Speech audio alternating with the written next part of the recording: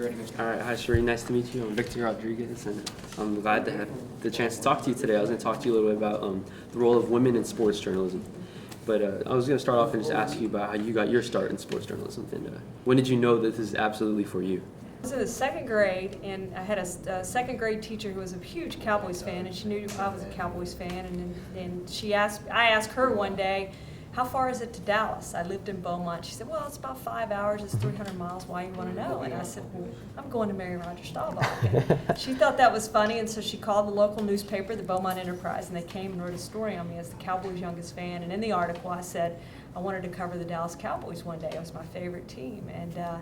And so that's what I wanted to do from the time I was in the second grade. So I was one of the lucky ones, because I know most people don't know that what they want to do in the second grade or even the fifth grade or even when they graduate from high school in a lot of cases. So I was very fortunate, so I kind of got to groom from the time I was in the second grade and write and talk on camera and interview people, and I pretended to interview people for a long time. So I had my little recorder thing, and I'd interview people when I was a kid. So for a long time I knew I wanted to do this. So I love it. Did you have any reporters that you look up to when you were starting off? Who did you look up to?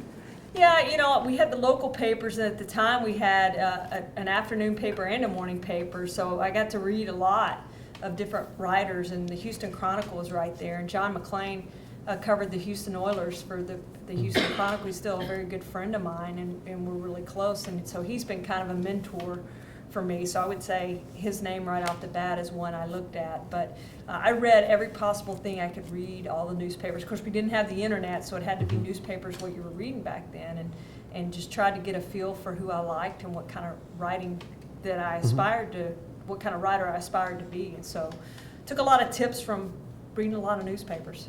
Okay. And so I know that you've been doing this for 22 years with the NFL. Have you noticed any differences being a woman sports journalist 20 years ago and then being a woman sports journalist today? There's no question. There's a lot more women that do it now, which is exciting for me. When I first started, at 87 was my first time as a full-time job doing sports writing, and there were a lot of instances when they would single you out and not let you go in the locker room, and everybody else would go into the locker room. And I remember one specific incident with the University of Arkansas when I didn't get any interviews. They went out the back door, and I was left standing there and never got an interview. And the male reporters started coming out and said, Charean, why are you still standing here? And I said, I'm waiting for them to bring people out to me. And they said, well, they went out the back door.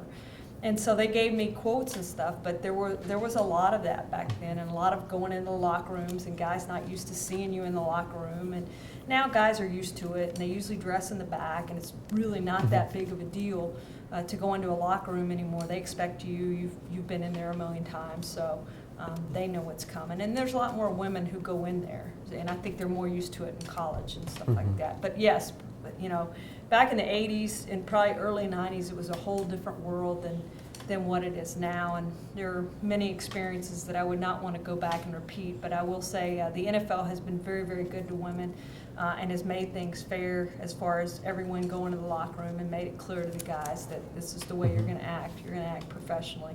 And they do. I've never had a problem since I've been covering the Cowboys in 1999. I've never had a problem in that locker room. What's your message to anybody who's trying to go into a workforce where they're kind of the minority, Use it to your advantage. There's certainly things that women, in my case, that women can use that men don't have. And in my case, a lot of the guys I covered grew up in single family homes. They had a mom only. They didn't have a dad in their life, so they're used to being around women a lot. And so I think a lot of them, because of that, are more comfortable around me. And more willing to maybe answer some tougher questions. For instance, we had a guy, J.J. Wilcox, whose mom actually died, and he answered some questions about her that maybe he wouldn't have done if a guy had come up and asked those questions. So I think using it to your advantage in any way that you can, and I think I've done that in my profession, being a female. And sometimes the only female. Now, like I said, it's kind of expanded, so there's more females out there, and they're more used to it. But I do think women have different questions and different ideas, and sometimes ask questions in a softer way maybe than males go in and just you know, start fisticuffs Yes, with, ma'am. with the guys, you know, and make them mad. I think women can kind of soft shoe it a little bit, and the guys aren't going to get as mad and want to kill them.